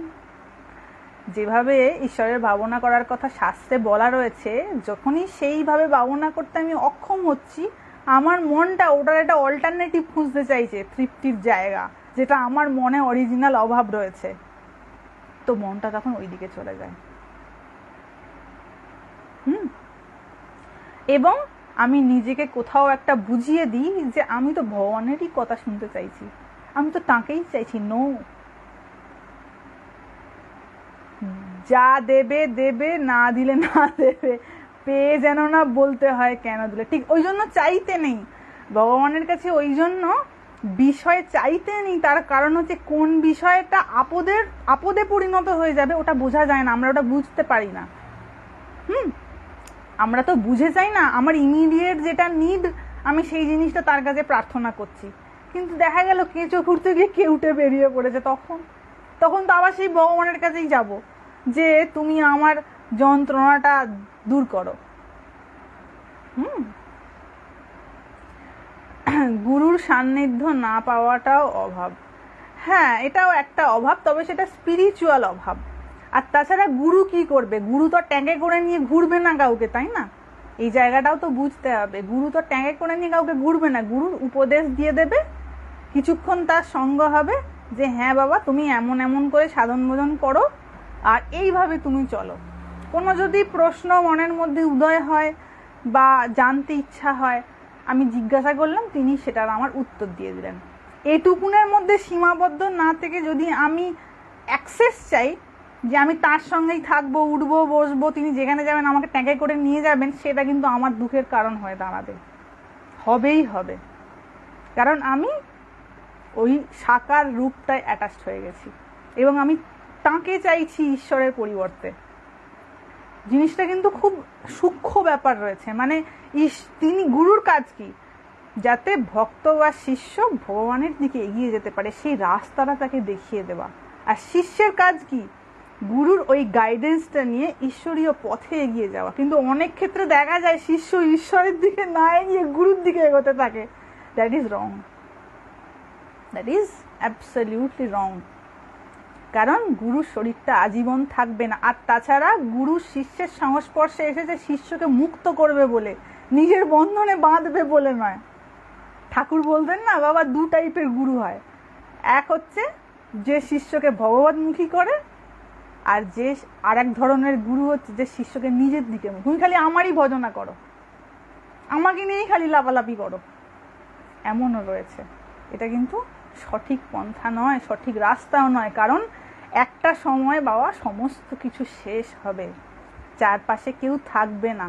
সেই সময়ে সেই ব্যক্তি কেমন করে সারভাইভ করবে সেইটাতে প্র্যাকটিস করানোটা হচ্ছে গুরুর কাজ। গুরু কখনোই বলবে না যে তুমি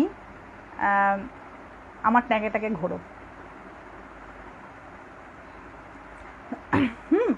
তো এটা অনেকের ধারণা এরূপ তৈরি হয়ে যায়। মাকে দেখেছেন না, মা শারদামণিকে একজন কি বলে, একজন ব্রহ্মচারী চিঠি লিখেছেন, মায়ের কথায় পড়বেন এইটা, মাকে একজন ব্রহ্মচারী চিঠি লিখেছেন, মা তোমায় পেলুম না, মাকে লিখেছে, মায়ের সঙ্গ পায়নি। মা তখন কি কঠিন ভাষায় চিঠির উত্তর লিখছেন যে মাকে পেলুম না আবার কি কথা, আমাকে মেয়ে মানুষ নিয়ে ঘর করতে হয়, মাকে পেলুম না আবার কি, যা বলে দিয়েছি ওই মতন করে সাধন ভজন করো, মঠে রাখাল শরৎ রয়েছে ওদেরকে জিজ্ঞাসা করো।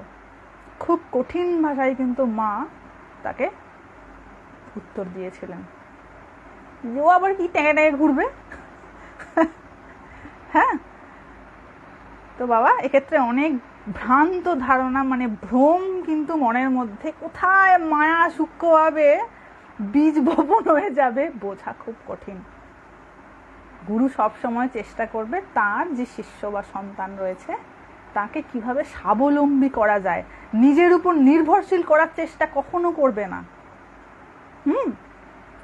অনেকে চায় যে আমার উপর নির্ভর করে থাকুক, অনেকের এইটা চাহিদা, ভেতরে হিডেন সাইকোলজিক্যাল কিছু এরকম নিডস থাকে।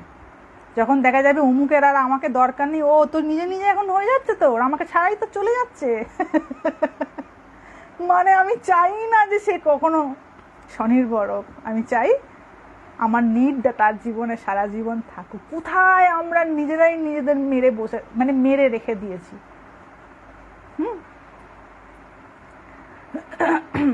এরকম অনেককে আমি দেখেছি যে ভগবানের দিকে যেতে যেতে রাস্তাটা গুরুর মুখে করে দিয়ে, গুরুর দিকে করে দিয়েছে। আরে বাবা তোমার তো রাস্তা ওইতে, তুমি ওদিক ছেড়ে দিয়ে এদিক যাচ্ছ কেন? গুরু কি সারাদিন তোমাকে নিয়ে পড়ে থাকবে নাকি? তার নিজের জীবন নাই, তাই না? তার নিজের জীবন নাই, তারও তো জীবন আছে, তারও তো স্বতন্ত্রতা রয়েছে, তারও তো সাধনা রয়েছে। তো সবসময় ট্যাঁকে আটকে থেকে কি তার সাধনাটা ঠিক করে হবে, না শিষ্যের সাধনা হবে ঠিক করে? তবে কারোর কারোর সৌভাগ্য হয়, মহা সৌভাগ্য, যারা গুরুর সান্নিধ্য পায়। এমনও কারোর এটা অত্যন্ত সৌভাগ্য বলে হয়, যদি আদার অত্যন্ত ভালো থাকে এবং যদি গুরু অত্যন্ত প্রসন্ন থাকেন তার উপর, যদি প্রীতি থাকে, প্রেম থাকে, তখন কিন্তু তার উপর তার বিশেষ কৃপা হয়। এই প্রসন্নতাটাই কৃপা বাবা, আর কিছু না। যখন গুরু প্রসন্ন থাকে আমার ওপরে, তখনই তার কৃপা সর্বাধিক হয়। আমরা তো আগেও আমি লাইভে এটা বলেছি, আমরা তো চাই কৃপা করুন, কৃপা করুন, কৃপা করুন, এই বলে দিন, আশীর্বাদ করুন, আশীর্বাদ করুন, আশীর্বাদ করুন। ওরকম করে আশীর্বাদ হয় না। কেউ যদি প্রসন্ন থাকে কারোর প্রতি, সেই প্রসন্নতাটাই কৃপা স্বরূপ হয়ে তার জীবনে কাজ করে। দেখা যাবে কোথা থেকে সংযোগ লাগছে, আপনার এই নাইটা বড়, এটা আমার গুরুদেবের কাছ থেকে শেখা। উনিও কথায় কথায় এরকম নাই বলেন। তো আসলে যে যার সঙ্গ করে তার কথা, তার ভাব, তার শব্দ, এইগুলো আপনা হতেই কপি হয়ে যায়।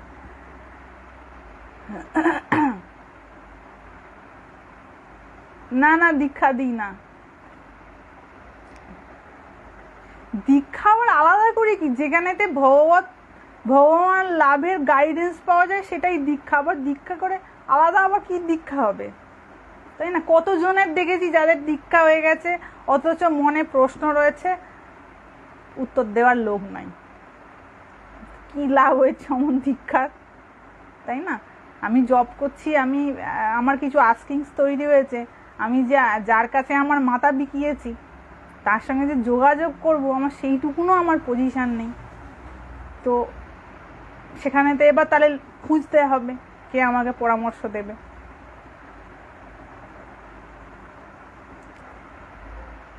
হ্যাঁ, আমি সত্যি আমি নিজে সেই সৌভাগ্যের অধিকারী, এটা ঠিক কথা। আমি অত্যন্ত সৌভাগ্যের অধিকারী যে আমি আমার গুরুদেবের সঙ্গে, এবং উনি কৃপা করে যে আমাকে আশ্রয় দিয়েছেন, এটা এটা সত্যিই তাই, এ বিষয়ে কোনো সন্দেহ নাই। আমি অত্যন্ত সৌভাগ্যের অধিকারী।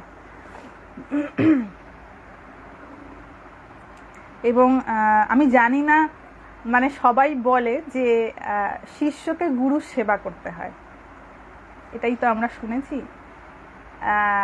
আমি জানি না কতজনের এই সৌভাগ্য হয়েছে। আমি আমার গুরুদেবের সেবা পেয়েছি। মানে এমন অনেক সময় হয়েছে আমি অসুস্থ হয়ে গেছি, বা যখন আমি হয়তো কলকাতা যাই, কলকাতা থেকে যখন আসি, ফিরে আসি যখন, তখন প্রথম এটা দেখতাম, এখনও তাই একই জিনিস হয়, কিন্তু আমি সেটা করতে দিই না।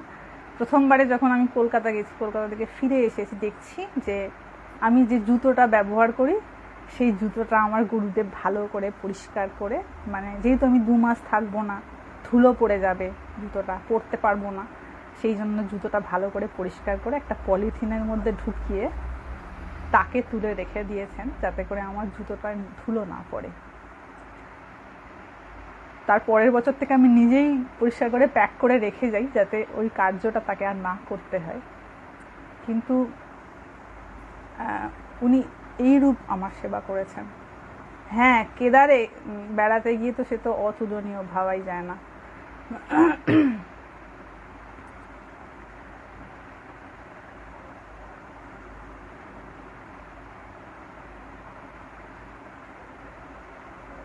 হ্যাঁ, গাইডেন্সটাই তো আসল, এটাই তো মানুষে বুঝতে পারে না। আর বিভিন্ন ধরনের কতজনকে দেখেছি, কতজন যে একটু গাইডেন্সের জন্য হাহাকার করছে, সেরকম কেউ নেই যাকে একটু জিজ্ঞাসা করবেন, যে প্রপার বলতে পারবে যে হ্যাঁ বাবা তুমি এমনি করে জব করো, এমনি করে ধ্যান করো, তোমার এমন আধার, সুতরাং তুমি এইভাবে করলে তুমি ঠিক করে এগোতে পারবে। সেটাই খুঁজে পাচ্ছে না, অন্ধকারে হাতড়ানোর মতন অবস্থা তৈরি হয়েছে।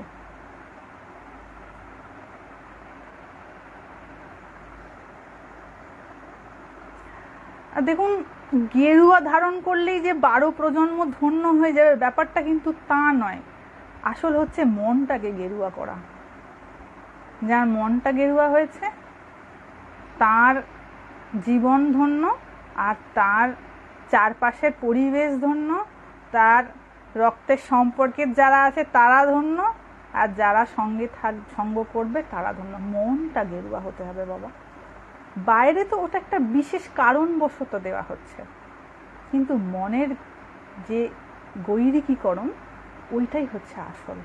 আমার যদি মনে কামনা থাকে, ভিতরে সুপ্ত কামনা রয়েছে, অথচ আমি গেরুয়া পড়ছি, পৃথিবীতে সব থেকে বেশি আমি যে মানুষটাকে ঠকাচ্ছি সেটা আমি নিজেকে ঠকাচ্ছি।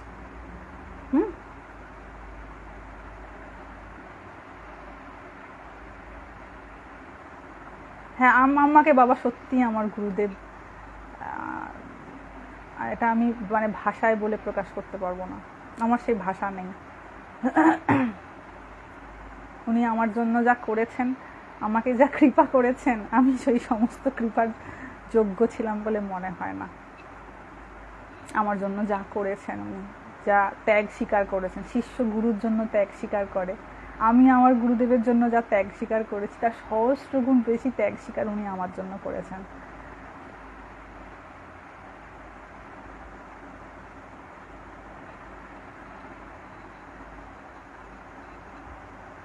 তো এই হতে হবে বাবা গুরু শিষ্যের সম্পর্ক। তবে এই প্রসঙ্গে আপনাদের একটা উদাহরণ দিই, জানি না সময় আছে কি নাকি, নাহলে পরের দিন বলবো লাইভে, 9:15 বেজে গেছে।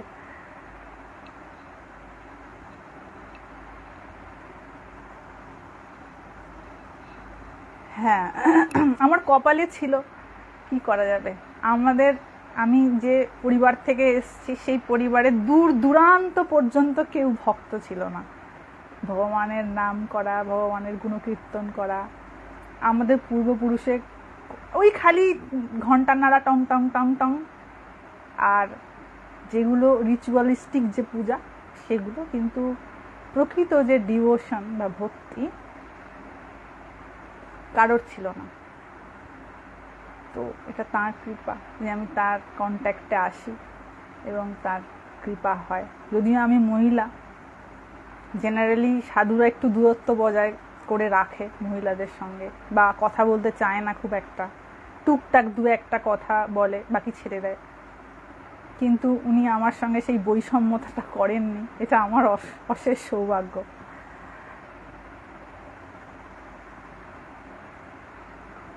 আমার মনে আছে এক জায়গায়, আমি এই ঘটনাটা আপনাদের বলি। আমি প্রথম জীবনে একবার সাধু দর্শন করতে গেছি একটি বিশেষ জায়গায়, সেটা বলছি না। দর্শন করতে গেছি, আমার সঙ্গে আমার এক ছাত্র রয়েছে। সে ছাত্র আমার থেকে 4-5 বছরের ছোট ছাত্র রয়েছে। আমরা গেছি, আমার সাধু দর্শন করার খুব ইচ্ছা হতো, কিন্তু সাধুরা অ্যাভেলেবেল নয়, কোথায় কাকে পাবো, কথা বলবে কি বলবে না, একটা ভয়ও মনের মধ্যে কাজ করতো। তো আমার সেই ভাইটা বা ছাত্রটা পরিচিত ছিলেন সেই সাধু। তো সেই ভাইটি বললেন যে তুমি যাবে? আমি যাচ্ছি একজন সাধুর সঙ্গে দেখা করতে। আমি গেছি।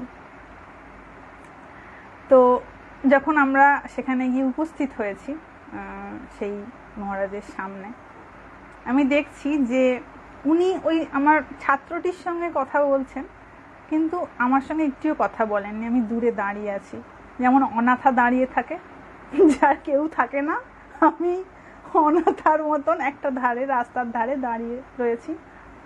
আর এক দৃষ্টে আমি মহারাজের দিকে তাকিয়ে আছি।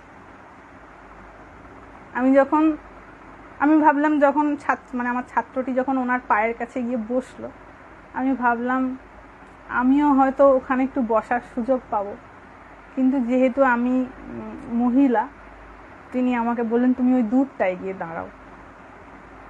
তো তখন আমার খুব কষ্ট হয়েছিল ওটা দেখে, শুধুমাত্র এই দেহটা মেয়ের সেই জন্য। এবং সেদিন আমার চোখে জল এসে গিয়েছিল। আমি ঠাকুরের কাছে প্রার্থনা করেছিলাম যে ঠাকুর, আমি আর কোনোদিন সাধু দর্শন করতে যাব না। যদি এমন কোনো সাধু থাকে যে আমি মেয়ে বলে আমার সঙ্গে এরকম বৈষম্য করবে না, সেই সাধুর কাছে আমাকে নিয়ে যেও, আদারওয়াইজ আমি সাধু দর্শন করতে যাব না। আমার খুব কষ্ট হয়েছিল সেদিন। তো তার প্রায় 1.5 বছর পর আমার গুরুদেবের সঙ্গে আমার আলাপ, এবং উনি কখনো আমার সঙ্গে এরকম কোনো বৈষম্যতা করেননি যে আমি কোনো মেয়ে বলে আমার সঙ্গে আলাদা বাজে অন্যরকম আচরণ করতে হবে, কখনো করেননি।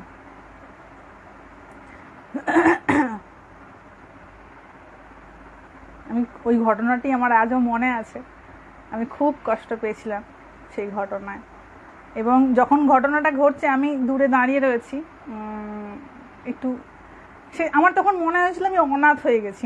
কারোর যদি কেউ যখন পিতৃমাতৃহীন হয়ে যায়, তার মনের মধ্যে যে কষ্ট হয়, আমি যখন ওখানেতে দাঁড়িয়েছিলাম আমার মনে হয়েছিল যে আমার বোধহয় আর কেউ নেই জগতে। যখন উনি আমাকে বললেন তুমি ওই দূরটায় গিয়ে দাঁড়াও, তো আমি তখন চোখ দিয়ে আমার অঝোর ধারায় তখন জল পড়তেছে। আমি কোন দিক দিয়ে মুছবো খুঁজে পাচ্ছি না, রুমাল খুঁজে পাচ্ছি না যে চোখের জল মুছবো। তো তখন ওইখানে দাঁড়িয়ে, ওটি একটি আশ্রম ছিল, ঠাকুরেরই আশ্রম, ঠাকুর মায়ের আশ্রম ছিল। তো সেই ঠাকুর মায়ের আশ্রমে দাঁড়িয়ে আমি ঠাকুরের কাছে বলেছিলাম আমি আর সাধু দর্শন করতে যাব না ঠাকুর, এমনি ভালো, ও যা হবে হবে, জীবনে দেখা যাবে পরে।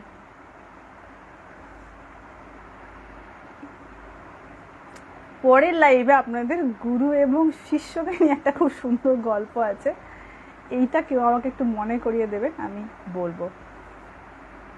হ্যাঁ, সত্যি ওই ঘটনা, এখন তো মনে হয় সব ঘটনার প্রয়োজন ছিল। জীবনে যে দুঃখ পায়, যে যন্ত্রণা পায়, যে বিশ্বাসঘাতকতা পায়, যে প্রতারণার সম্মুখীন হয়, আমার তো মনে হয় সব কিছুর প্রয়োজনীয়তা আছে, সবটা দরকার আছে। হুম।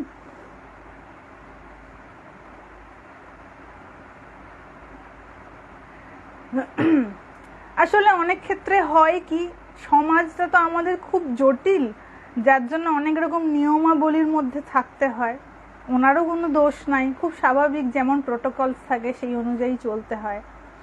আর আমি খুব আন্তরিকভাবে অ্যাপ্রোচ করেছিলাম, যখন উনি বলে দেন তখন আমার খুব মনে খুব যন্ত্রণা বোধ হয়েছিল, যেন মনে, এই যে বললাম, মনে হচ্ছে যেন আমার পিতা মাতা মারা গেছে, আমার জগতে আর কেউ নেই, আমি আশ্রয়হীন হয়ে পড়েছি আর আমি একা হয়ে গেছি, এরকম একটা বোধ কাজ করা শুরু হয়েছিল।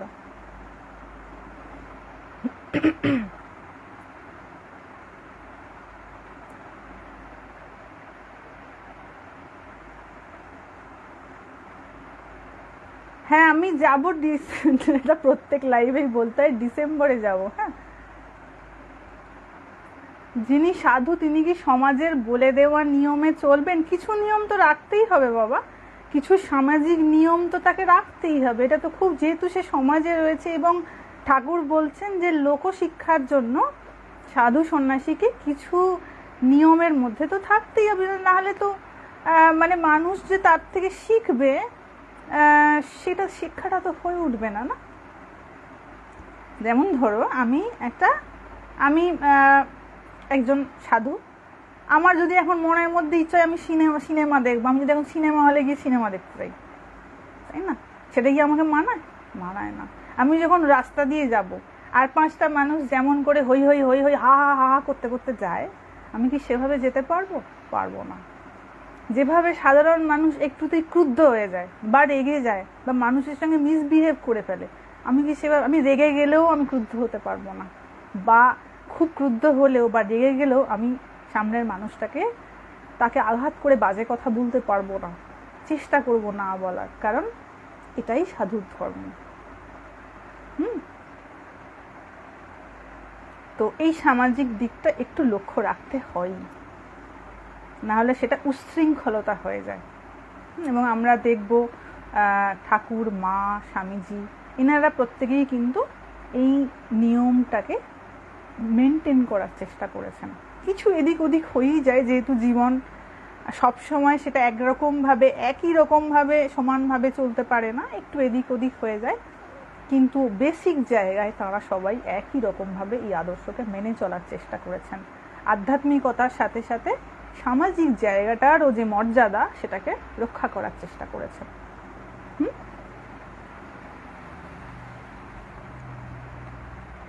ঠিক আছে, সবাই ভালো থাকবেন। আবার জন্মাষ্টমীতে একটা লাইভ হবে রাত্রি 8টায়, আমি পোস্ট করে দেবো। হরি ওম।